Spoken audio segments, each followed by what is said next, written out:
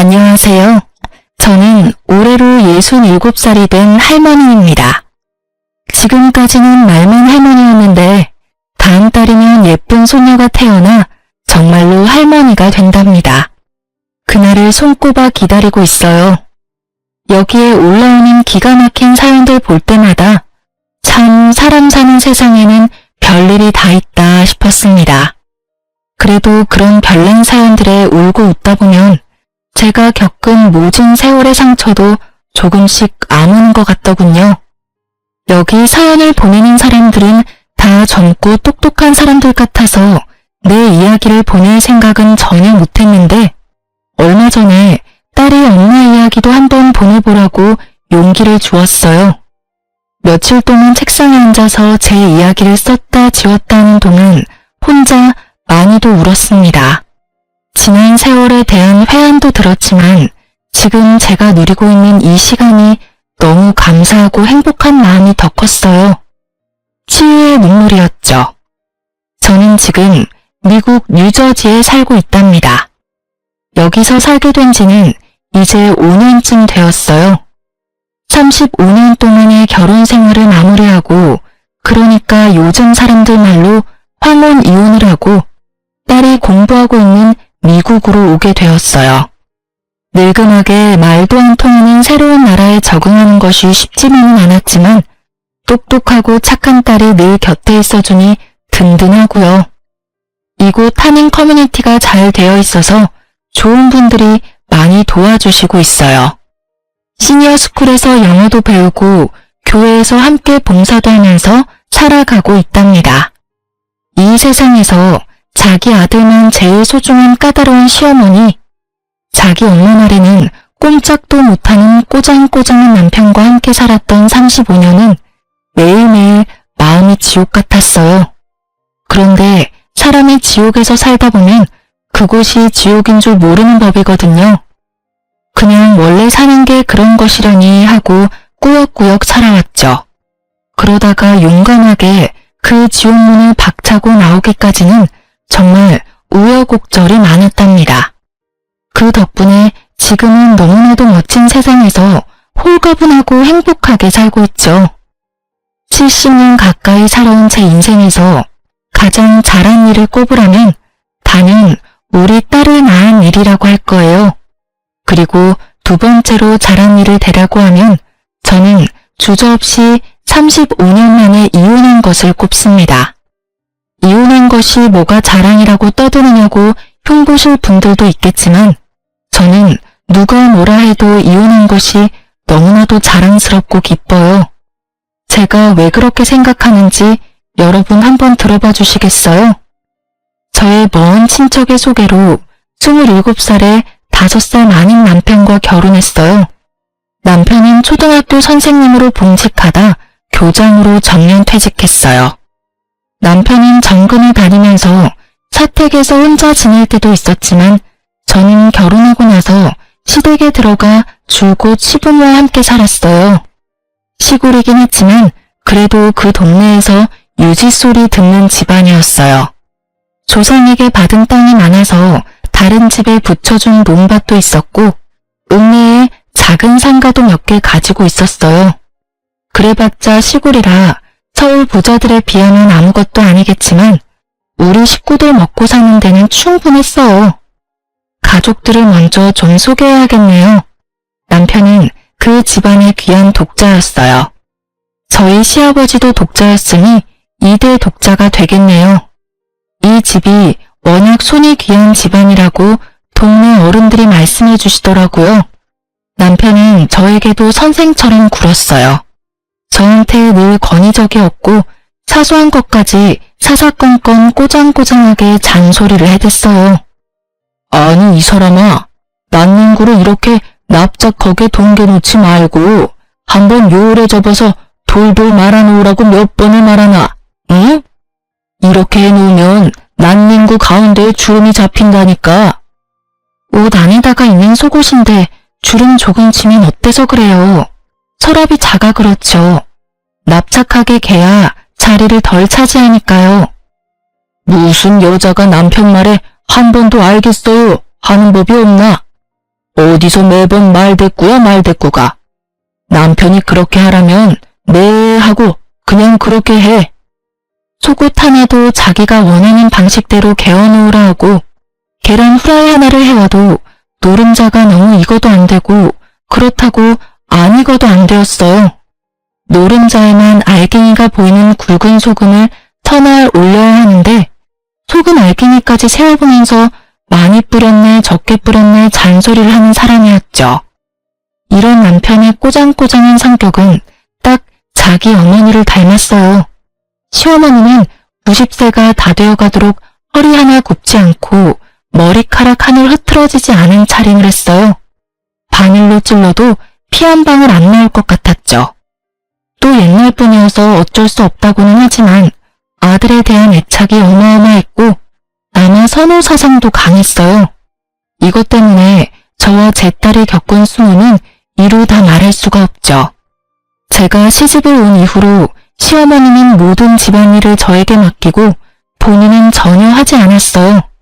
대신 항상 방문을 활짝 열고 방 안에 앉아서 제가 일하는 것을 매의 눈으로 감시했죠. 끊임없이 잔소리를 퍼부으면서요. 저도 우리 집에서 장녀로 커서 어렸을 때부터 집안일을 해왔기 때문에 집안일이 그렇게 서툴지는 않았어요. 그런데 시어머니는 아주 사소한 일도 자기가 원하는 방식으로 하라고 요구했어요. 그게 훨씬 더디고 불편한 방법이더라도요. 지금 생각해보면 시어머니는 제 모든 게 못마땅했던 것 같아요. 자기 아들이 너무 아까워서 그랬겠죠. 남편은 월급을 받아오면 전부 시어머니를 드렸어요. 그럼 시어머니가 거기서 쌀이나 연탄 같은 큰 살림을 계산하고 장볼 돈만 빠듯하게 저에게 주셨어요. 넉넉히 주는 것도 아니면서 늘 헤프게 쓴다고 야단을 했죠.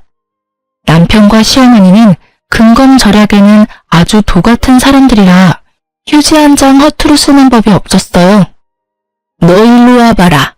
이 휴지 이로 많이 둘둘 말아 쓴 거 이건 네 짓이다. 우리 집에는 이렇게 낭비하고 사치하는 사람이 없다. 똥 싸고는 딱 3칸만 쓰는 거다. 이런 작은 것부터 이리 헤프니까는 자꾸 생활비가 빵꾸 나는 기다. 네네, 어머니 알겠어요. 왜 화장실 쓰레기통까지 들고 나와 그러셔요. 아, 남자스럽게. 우리 딸 키울 때 다들 종이 기저귀 쓰던 시절이었는데요. 저는 종이 기저귀는 한 장도 써보질 못했어요. 그저 손이 부르트도록 천 기저귀를 빨아서 써야 했어요. 아이가 크는 동안 학교에서 쓰는 연필 한 자루도 당신 새끼손가락보다 작아지기 전에는 새 것을 내주지 않았어요. 그렇게까지 어려운 시절도 아니고 그렇게까지 어려운 집도 아니었는데 말이죠.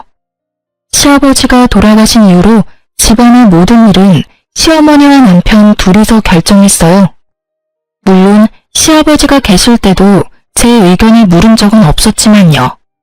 그 시절을 돌아보니 저는 그냥 그 집에서 밥 해주고 빨래하는 식모였던 것 같네요. 그래도 시아버지는 한 번씩 생각나요. 고마운 마음도 있고요.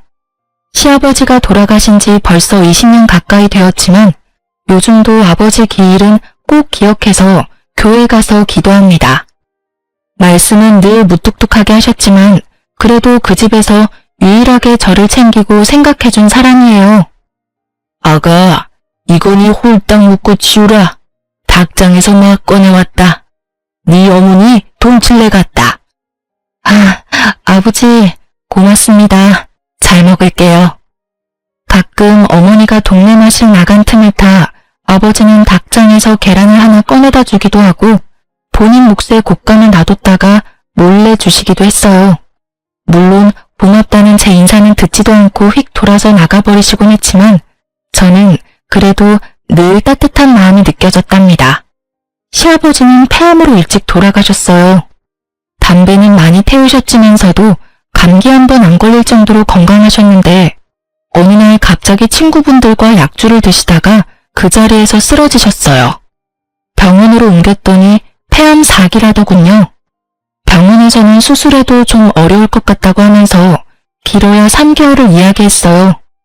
아버지는 수술은 안 하고 싶다면서 대신 병원에서 너무 고통스럽지 않게 갈 수 있게만 도와달라 하셨어요.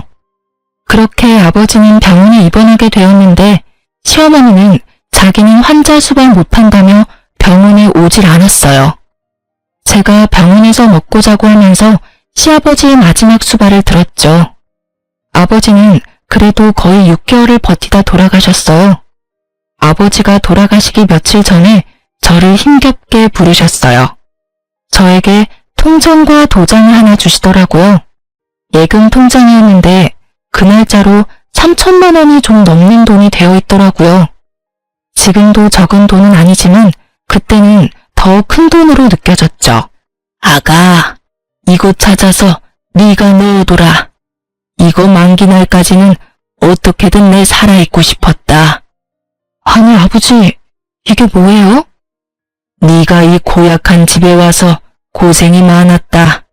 이거는 네 남편한테도 시어머니한테도 말하지 말고 지원이한테도 쓰지 말고 잘 놔둬. 잘 두었다가 꼭 필요할 때 너한테 써. 아버지, 저 이렇게 많은 돈 필요 없어요. 돈 필요 없는 사람이 어딨나? 늙으면 돈 쓸 일이 있다. 아버지, 저 이거 못 받아요. 이걸 제가 어떻게 받아요? 내 마지막 지켜준 거 고맙다. 이제 너 더 고생 안 하게 내 얼른 죽을게. 아버지, 그런 말 마세요. 얼른 나와서 집에 같이 가셔야죠. 아버지 없으면 내가 누구한테 계란을 얻어먹어요. 그 자리에서 펑펑 울었어요. 그날 너무 울어서 그런가 정작 시아버지 돌아가신 날은 눈물도 안 나오더라고요. 며칠 뒤에 시아버지는 거짓말처럼 돌아가셨어요. 저는 시아버지 말대로 그 돈은 아무한테도 말하지 않았고 은행에 넣어두고 없는 돈인 것처럼 잊어버리고 살았어요. 그래도 그 돈 덕분에 정말 마음 한구석이 든든하더라고요. 시아버지는 그렇게 살아계실 때도 유일하게 저에게 따뜻하신 분이셨고 돌아가셔도 저를 든든하게 해주셨어요. 친정 아버지가 일찍 돌아가셔서 저도 아버지 정을 모르고 살았거든요. 그래서 저에게는 시아버지가 주신 그 무뚝뚝한 사랑이 참 귀하고 고맙습니다. 마지막으로 이제 우리 딸 이야기를 해야겠네요. 딸 이야기를 하려니까 눈물부터 나네요. 우리 딸도 참 마음 고생을 많이 했어요. 제가 막 결혼을 해서 시집에 들어왔는데 시어머니가 저를 앉혀놓고 이야기하더라고요. 남자에게 군 식구가 생기면 그 식구들 먹여 살리느라 등골이 빠지는 법이다. 애 주렁주렁 낳아서 우리 귀한 아들 고생시키지 말고 딱 아들 하나만 낳아. 더 낳을 생각일랑 하지 말고. 아들을 낳으면 좋겠지만 만약에 딸이 나오면 어떡해요, 어머니? 저는 정말 궁금해서 물어봤어요. 어떻게 아들만 골라 낳을 수가 있나 싶어서요. 그게 제 마음대로 되는 게 아니잖아요. 부정타기 재수없는 소리. 그냥 잔말 말고 아들 하나만 낳아서 키우라니까. 시어머니는 소리를 버럭 질렀어요. 아들을 골라 낳을 수 있는 것도 아니고 어떻게 딸을 낳는 것이 재수가 없는 일인가 싶었지만 시어머니가 버럭대는 통에 그 자리에서는 아무 말도 못했죠. 안타깝게도 임신이 바로 되지는 않았어요. 유산도 2번 했고요. 그때마다 시어머니는 몸을 함부로 했느니 어쨌느니 별 이상한 소리를 하면서 저를 비난했어요. 나중에 동네 어른들이 이 집은 워낙 손이 귀하다면서 시가 안 좋다는 소리를 슬쩍 전해주더라고요. 그래도 그때는 모든 게 제 탓인 것만 같았어요. 늘 주눅이 들어있었죠. 그러다가 결혼 4년 만에 어렵게 생긴 아이가 우리 딸이에요. 제가 그때 31살이었는데 그때는 그 나이가 엄청 노산이었죠. 그게 어떻게 하는 건지는 잘 모르겠지만 어쨌든 아들 하나만 낳아 잘 키우라고 했는데 어렵게 임신해서 겨우 딸을 낳았으니 시어머니가 저희를 곱게 볼 리가 없었죠. 아직 꽃샘추위가 남아있는 때였는데 산모방에 연탄 들어가는 것도 아깝다고 타박했어요. 그나마 그 연탄불도 몸을 푼 제가 나와서 직접 갈아야 했어요. 우리 아기는 시어머니가 한 번도 안아준 적이 없었어요. 딸은 어차피 남의 집 줄 거라면서 정줄 필요가 없다면서요. 아기를 낳고 3, 7일도 지나지 않은 어느 날 시어머니가 남편한테 이야기하더라고요. 저 물건은 임신도 잘 안 되고 아무래도 아들은 못 낳는 물건 같으니 어디 다른 여자한테 가서 아들 하나만 낳아서 데리고 와라. 아니 어머니, 그게 무슨 말씀이셔요? 학교 선생이 그런 짓을 하고 어떻게 아이들을 가르쳐요? 학교 선생이지만 남자고 이 집안의 독자인데 그게 뭐 흉이 된다니? 대를 잇는 것보다 더 중요한 게 어디 있다고. 세상 사람들이 그거 하나 이해 못할까? 네, 알았어요. 제가 알아서 할게요, 어머니. 이제 그런 소리는 하지 마세요. 일부러 저 들으라고 그랬는지는 모르겠지만 조심스럽게 하는 이야기는 아니었어요. 큰 소리로 이야기해서 방에 있던 제가 다 들었죠. 아무것도 모르는 아기가 들을까 싶어 신생아의 귀를 막고 서름이 북받쳐 올라 한참을 꺽꺽대고 울었던 기억이 나네요. 그래도 저한테 그러는 것까지는 제가 참으면 되는 일이었는데 우리 딸까지 구박할 때는 정말 화가 나더라고요. 참다 어머니에게 아이도 듣는데 그러지 마시라고 소리를 친 적도 있었어요. 그러고 나서는 며칠 동안 손이 발이 되도록 빌어야 했지만요. 아이가 좀 크고 나서는 할머니가 뭐라고 하시면 그냥 참고만 있지 말라고 가르치기도 했어요. 지원아, 할머니가 네가 잘못하지도 않았는데 막 야단치시면 잘못했습니다 하지 말어. 버릇없이 대들라는 게 아니라 할머니, 나 그렇게 안 했어요. 할머니 저한테 그러지 마세요. 라고 또박또박 말하라는 거야. 엄마도 옆에서 거들어줄게. 응, 알았어 엄마. 할머니는 정말 이상해.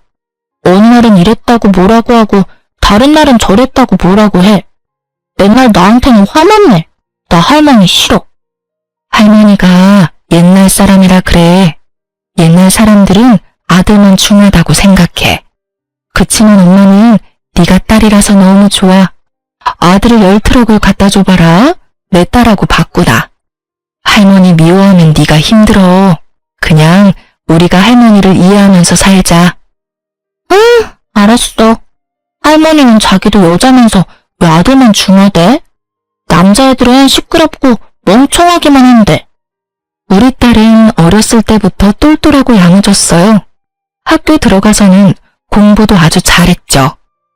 어린아이가 할머니를 이해하려고 노력하면서도 아닌 건 아니라고 야무지게 따지기도 잘했어요. 그러다 보니 할머니와 사이는 좋지 않았지만 할머니가 우리 딸에게 함부로 대하진 못했어요. 좀 어려워했다는 말이 더 맞겠네요. 저는 정말 다행이라고 생각했어요. 저는 늘 딸이 자랑스러웠답니다. 중학교에 들어간 딸은 전교 1등을 놓치지 않았어요. 물론 시골의 작은 학교이긴 했지만 선생님들이 입을 모아 칭찬하는 모범생이었어요. 중3 때 담임 선생님은 특히 딸아이를 정말 아껴주셨는데 그분이 적극적으로 도와주셔서 다른 지역에 있는 특목고에 지원할 수 있었어요. 물론 합격했죠. 기숙사가 있는 학교라서 딸과 떨어져 지내야 하는 건 아쉬웠지만 오히려 집을 떠나 있으면 딸이 할머니에게 스트레스 받지 않고 공부만 할 수 있을 것 같아서 너무 기쁘더군요. 그런데 기숙사 학교다 보니 학비가 일반 고등학교보다는 좀 더 내야 했어요. 서울에 있는 아이들은 학원비만 해도 한 달에 100만 원씩 들기도 한다는데 그런 거 생각하면 지나치게 비싼 것도 아니었어요. 또 집에서 그 정도를 부담하지 못할 형편도 아니었고요. 그런데 언제나처럼 문제는 시어머니였어요. 아니, 우리 아이가 아들이 아닌 것이 문제였죠. 그깟 개집에 공부하는데 대학도 아니고 고등학교 다니면서 무슨 월사금을 그렇게나 많이 내느냐 말이다. 요즘에는 대학을 나와야 시집도 잘 가는 법이니 내가 대학은 얼마가 들어도 보내준다 이 말이다. 그런데 고등학교를 무슨 한 달에 100만 원 돈을 내면서 다닌단 말이고 아들도 아니고 딸내미 공부시킨다고 이렇게 돈을 들이란 말이냐? 이게 3년이면 도대체 돈이 얼마고? 어머니, 그 학교가 아무나 가는 학교가 아니에요. 지원이가 똑똑해서 간 거예요. 그러니까 왜 남들은 멀쩡히 그냥 가는 학교를 계집애가 뭐 할 일 있다고 그 유난을 떨어야 한단 말이고. 요즘은 여자아이들도 공부를 많이 해요. 여자도 장관도 하고 회장도 하는 세상이잖아요. 여자는 시집 잘 가서 애 낳고 키우는 게 가장 좋은 팔자다. 여자가 밖으로 돌면 팔자가 드세지는 법이다. 시집 가서 남편 잘 섬기고 떡두꺼비 같은 아들 낳아 잘 키우는 게 여자에게 최고의 입신양명이다. 계집애가 그 돈 들여 공부를 해서 뭐 한단 말이고. 자고로 여자가 너무 먹물을 많이 먹으면 그 집안이 시끄러운 법이다. 남편은 자기도 선생님이고 그 학교가 좋다는 것을 잘 알고 있으면서도 이번에도 자기 엄마 말에는 꼼짝도 못했어요. 제 의견이요? 당연히 저에게는 묻지도 않았죠. 제가 아이를 그 학교에 보내고 싶다고 아무리 이야기해도 남편도 시어머니도 들은 척도 안 했어요. 제가 어머니에게 무릎 꿇고 사정도 해보았지만 눈 하나 깜짝하지 않더라고요. 아버님이 주신 돈으로 제가 보낼까 고민도 해봤지만 그렇게 하면 집안에 분란이 일어날 게 불보듯 뻔하더라고요. 그 돈이 어디서 났느냐서부터 따지기 시작해서 제가 집안 돈을 빼돌렸다고 몰아갈 것 같기도 하고요. 그런 분란이 무서워서 아이에게 그 학교를 못 간다는 말을 하는 심정은 말로 할 수가 없어요. 제가 너무 못나서 차라리 죽고 싶었으니까요. 아이를 붙들고 미안하다고 하면서 엉엉 울었어요. 아이는 오히려 덤덤하게 저를 위로하더라고요. 엄마, 나 정말 괜찮아. 걱정하지 마. 내가 가만히 생각해보니까 오히려 여기서 학교 다니는 게 내신 성적에 더 유리할 것 같아. 고등학교가 중요한 게 아니라 대학 가는 게 더 중요한 거잖아. 나 그냥 여기서 학교 다닐래. 지원아, 너는 이 집을 꼭 떠나야 해. 이 집에서 벗어나야 네가 마음껏 날개를 펼치고 살 수 있어. 그래, 고등학교는 어쩔 수 없게 되었지만 대학은 꼭 서울에 있는 좋은 대학을 가자. 너 하고 싶은 공부 있으면 멀리 유학도 가. 엄마가 어떻게든 너 하고 싶은 것 하면서 살 수 있게 도와줄게. 응, 엄마, 나 자신 있어. 서울대도 가고 유학도 갈 거야. 나중에 엄마랑 나랑 우리 둘이만 같이 살자. 내가 성공해서 엄마도 여기서 벗어나게 해줄게. 저는 그 일을 계기로 돈을 벌어야겠다고 마음먹었어요. 제가 경제적 능력이 없으면 결국 제 딸을 지켜줄 수가 없겠더라고요. 저는 배운 것도 부족하고 돈을 벌어본 일도 없으니 제가 할 수 있는 일은 한정되어 있었어요. 또 동네에서 일을 하면 시어머니와 남편의 귀에 들어갈 테고 그러면 또 여자가 어쩌고 하면서 절대 못하게 할 테니 버스를 몇 번씩 타고 다른 동네에 있는 인력사무소를 찾아갔어요. 집을 많이 비울 수도 없고 시어머니 눈치가 보여서 고정적으로 오래 하는 일은 못했지만 거기서 소개해주는 일은 어떻게든 기회와 핑계를 만들어서 했어요. 서너 시간 남의 집 청소도 하고 아이들 학원차 태워주는 일도 하고 바쁜 식당에서 설거지도 했어요. 시 경계를 넘어 사는 친정 동생이 아프다고 조카를 돌보러 간다는 핑계도 대고 아이 학교에서 무슨 일이 있다고도 하고 매번 그럴듯한 말을 지어내느라 진땀을 냈죠. 그맘때쯤 어머니는 동네 경로당에서 하루 종일 시간을 보낼 때가 많아서 어머니 없는 틈에 부지런히 일을 다녔어요.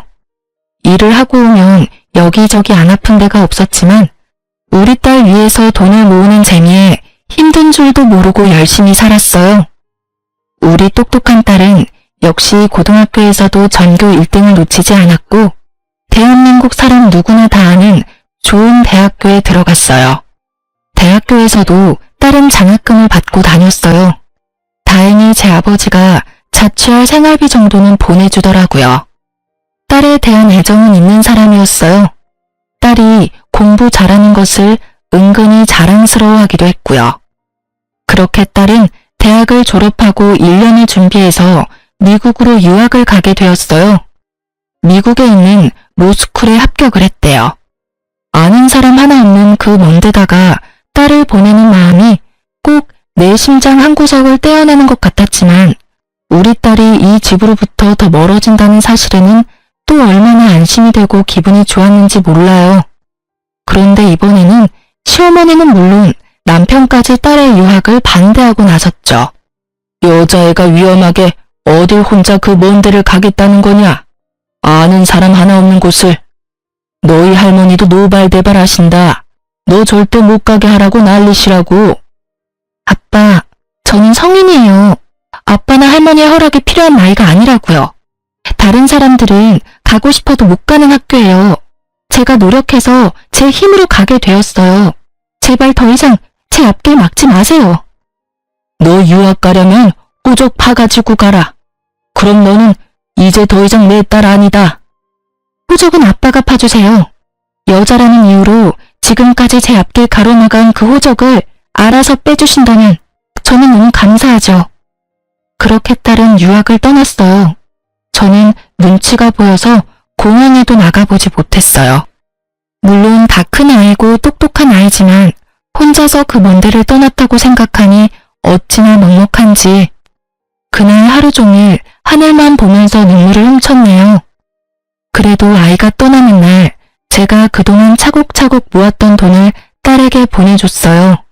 딸은 안 받는다고 난리였지만 저에게는 그렇게 할 수 있는 것이 너무나 행복했어요.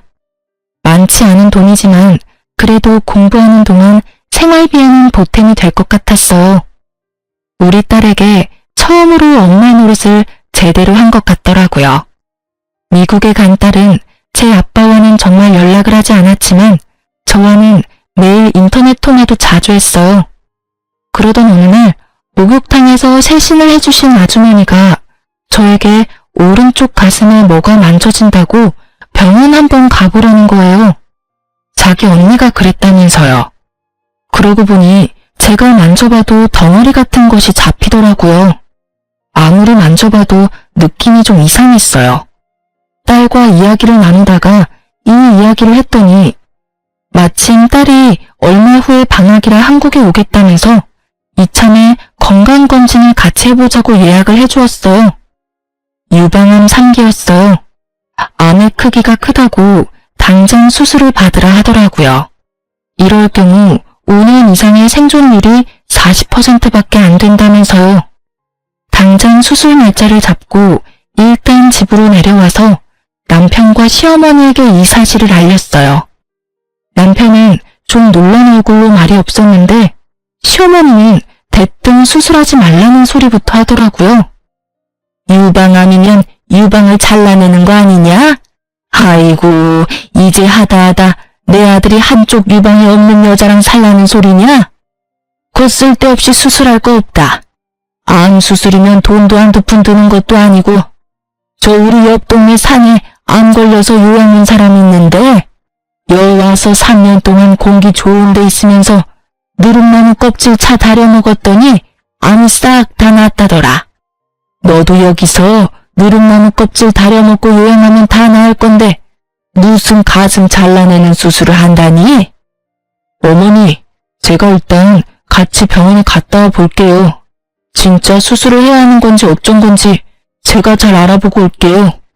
시어머니의 그 말에 없던 정도 뚝 떨어졌어요.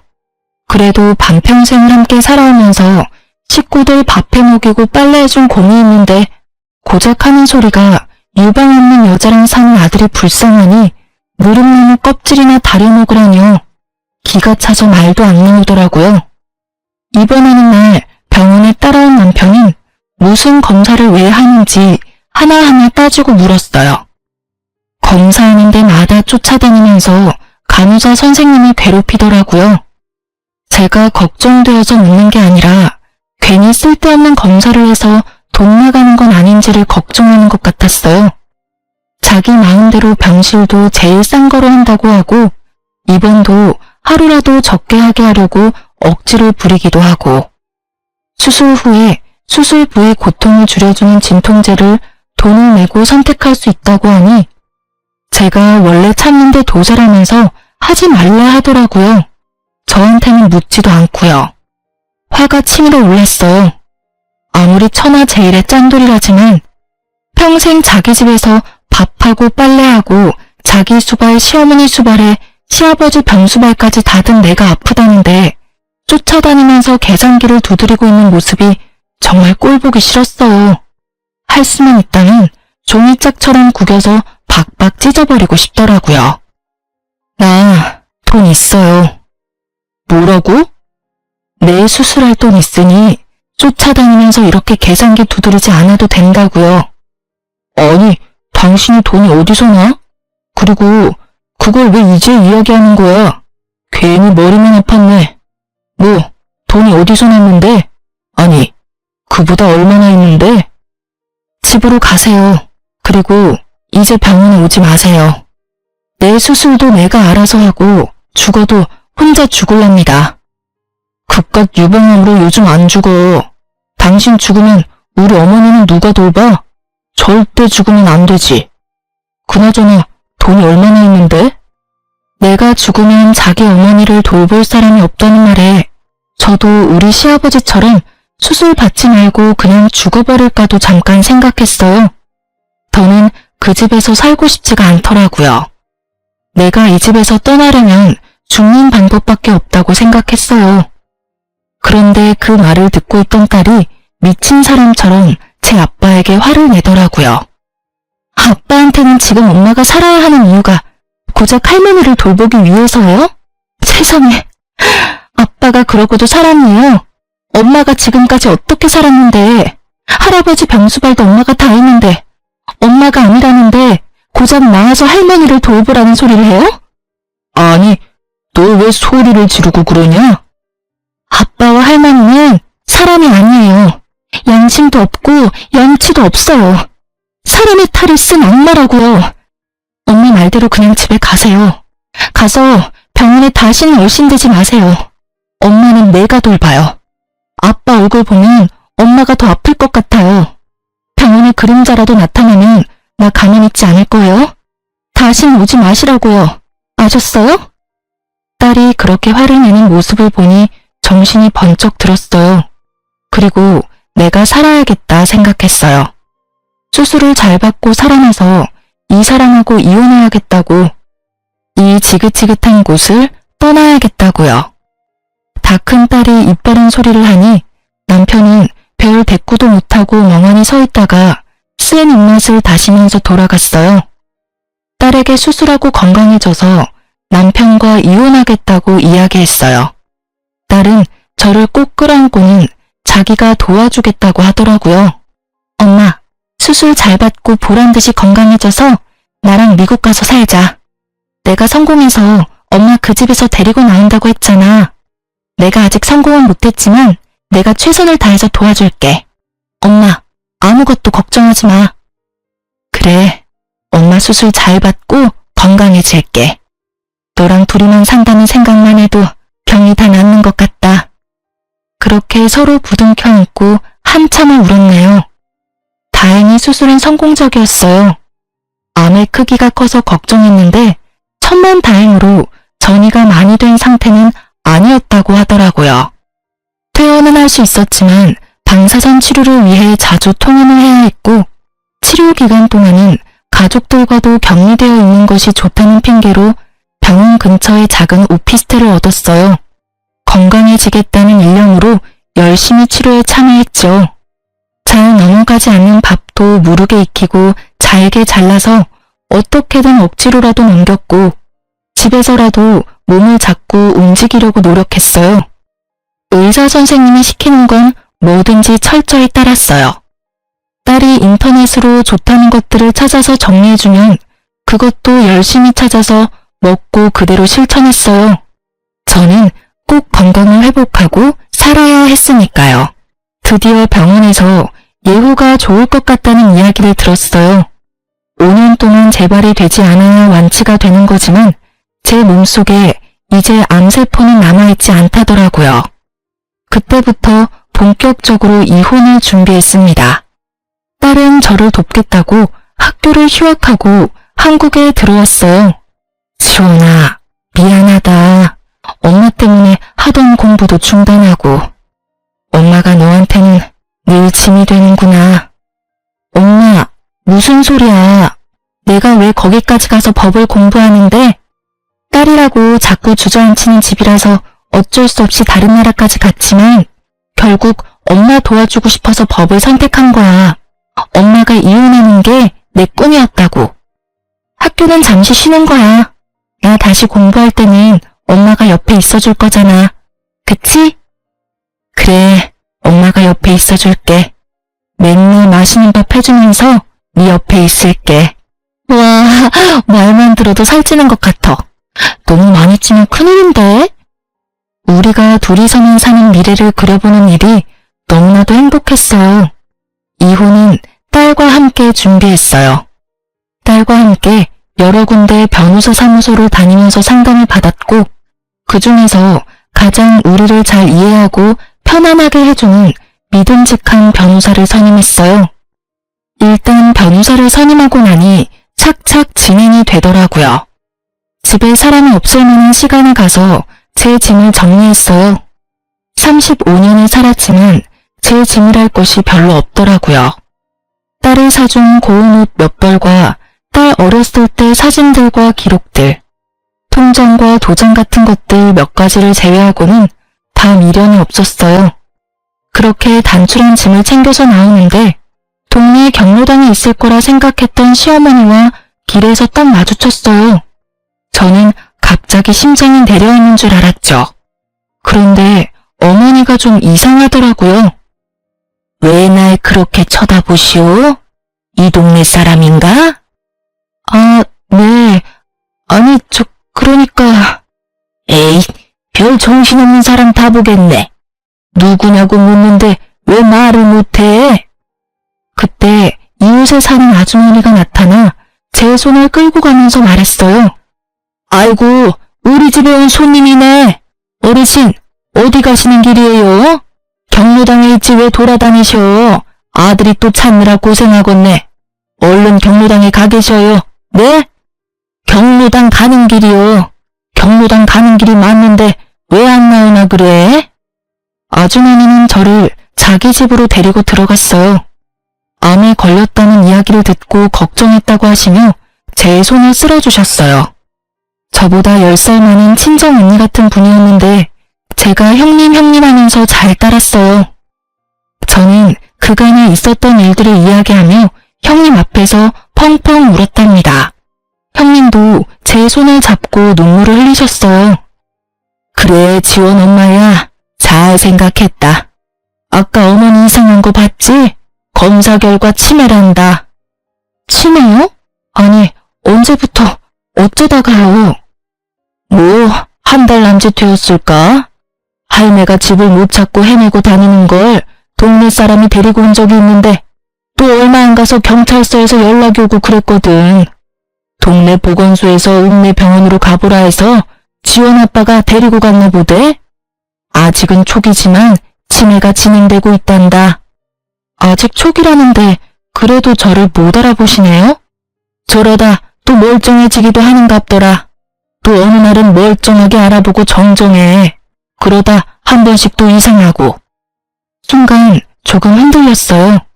이런 노후를 두고 제가 이혼을 한다는 게 잘못된 일인 것 같고 죄책감도 들더라고요. 그런데 그런 눈빛을 읽었는지 동네 형님이 앉아있는 제 다리를 철썩 때리더라고요. 지원 엄마야, 너 정신 차려라. 지금까지 저 집에서 그 고생을 하고 또 치매 노인까지 수발 들으려고? 네 목숨 걸고 결심한 거라면서 뭘 고민하고 있어. 아이고, 내가 괜히 붙잡았네. 이제 가, 빨리 가. 멀리 도망가서 나라고 행복하게 살아. 형님의 그 말이 너무 고마워서 저는 또 눈물 콧물을 다 빼고 울었죠. 얼굴 다시 못 보는 거야 좀 서운하지만은 지연 엄마가 무슨 고생을 하면서 살았는지 이 동네 사람들은 다 안다. 말을 못해서 그렇지 네가 너무 안쓰럽고 아깝다고 다들 마음 아파했다. 그러니까 이제라도 도망가서 잘 살아. 네가 잘 살면 내 마음도 좋다. 형님, 고마워요. 제가 연락할게요. 그동안도 너무너무 고마웠어요. 저는 그 길로 집을 나와서 변호사를 대리인으로 세우고 이혼을 진행했어요. 제 연락처도 바꾸고 서류에는 변호사 연락처만 알려주었죠. 딸도 마찬가지로 연락처를 바꾸었고요. 변호사를 통해 남편이 변호사 사무실로 찾아와서 저를 내놓으라고 난리를 쳐서 경찰이 왔었다는 이야기를 전해 들었어요. 이혼 과정은 말처럼 쉽지만은 않았어요. 시어머니와 남편에게 부당한 대우를 받았던 그 모진 시간들을 다시 떠올리고 서류로 만드는 작업을 하다 보니 매일 눈물이 나고 화가 나기도 하고 우울증에 걸릴 것만 같았죠. 제가 일하면서 모았던 예적금 내용도 증거로 제출하고 시아버지 병수발 드는 동안 무료한 시간을 보내느라 써두었던 병상일지도 아주 귀한 자료가 되었어요. 딸도 할머니와 아빠의 부당한 대우를 구체적으로 증언하고 딸이 어린 시절 썼던 일기장도 증거로 제출했어요. 딸의 중학교 3학년 때 담임선생님은 딸이 특목고에 진학하지 못했던 당시의 상담한 자료를 찾아서 보내주시기도 했어요. 마음은 힘들었지만 한편으로 많은 분들에게 정말 너무 감사한 날들이기도 했답니다. 이런저런 증거들을 근거로 시어머니에게는 위자료를 요구하고 남편에게는 재산의 절반을 분할해달라는 청구를 했어요. 조정도 하고 법원에도 몇 번씩 불려가야 한다는데 저는 그 과정을 고마운 변호사 선생님이 다 대신해 주셨어요. 그래서 남편과는 그 이후로 얼굴 한번 마주치지 않을 수 있었네요. 지나는 시간이 흘러 결국 이혼을 하게 되었고 시어머니는 위자료 1,000만 원을, 남편은 재산의 절반을 분할해주라는 판결을 받았어요. 남편은 제가 어느 날 갑자기 없어졌고 자신에게 한마디 상의도 없이 이혼을 했다며 법정에서 분통을 터뜨렸다고 하네요. 저희 의뢰인이 말씀하시기를 35년 사는 동안 집안의 대소사에 대해 의뢰인과 한 번도 한마디 상의하신 적이 없다고 하시더군요. 모든 걸 어머니와 남편 두 분이 상의하고 통보했다고요. 저희 의뢰인도 이혼에 대해 따님과 두 분이 상의하고 결정하셨다고 합니다. 그렇게 이혼이 마무리되고 나서 저는 딸을 따라 미국으로 이주했어요. 딸은 학교로 다시 돌아가서 열심히 공부했고 그 어렵다는 변호사 시험에도 합격했어요. 그리고 여기서 태어난 미국계 한국인을 만나 결혼도 하게 되었답니다. 화목한 가정에서 자란 반듯한 사위는 너무 다정한 사람이에요. 서로를 아끼고 사랑하는 둘의 예쁜 모습을 보고 있으면 저는 너무 행복해서 머리가 멍해지기도 해요. 우리 딸은 저와 같은 삶을 살지 않는 것이 너무나도 다행스럽고 자랑스러워요. 저는 여기서 참 좋은 분들을 만났어요. 황혼 이혼을 하고 딸과 함께 왔다는 이야기에 모두가 쿨! 이러면서 엄지손가락을 들어줘요. 낯선 땅에서 영어도 못하는 제가 어떻게 살 수 있을까 했는데 여기 와보니 세상은 정말 너무너무 넓고 다양한 삶이 있는 곳이라는 생각이 드네요. 그 사이 5년을 잘 유지해서 유방암 완치 판정을 받았어요. 암도 이겨내고 황혼 이혼에도 성공한 제가 못할 게 뭐가 있나 싶네요. 다음 달이면 우리 딸이 저에게 예쁜 손녀를 안겨준답니다. 손녀에게도 쿨한 할머니가 되려면 영어를 잘해야겠다 싶어서 한참 전부터 시니어 스쿨에 나가고 있어요. 학생 때도 못한 공부를 늙어서 하려니까 눈도 아프고 머리도 아프지만 이렇게 공부할 수 있는 것도 정말 꿈만 같은 일이에요. 제가 그냥 그 집에서 살았다면 정말 꿈도 꾸지 못할 일이었을 테니까요. 엄마 아빠 일하는 동안 제가 손녀를 돌보아 줄 수 있는 것도 너무너무 행복해요. 여기서는 딸이라고 공부 못하게 할 사람도 없으니 우리 손녀도 자기가 원하는 것들 다 하면서 멋지게 살아갈 수 있게 저도 최선을 다해 도울 거예요. 이름을 바라보는 이 나이에도 행복을 찾을 수 있더라고요. 약간의 용기만 있으면 얼마든지 새로운 삶을 살아갈 수 있습니다. 혹시 지금 어렵고 힘든 시간을 살고 있는 분들이 있다면 제 이야기가 그분들에게 조금이라도 힘이 되었으면 좋겠어요. 못 배우고 나이 많은 저도 도전하고 싸워서 행복을 찾았으니까요. 여러분도 할 수 있습니다. 행복해질 수 있어요. 비천한 이야기 이제 마치려고 합니다. 잘 들어주셔서 감사해요. 행복하세요.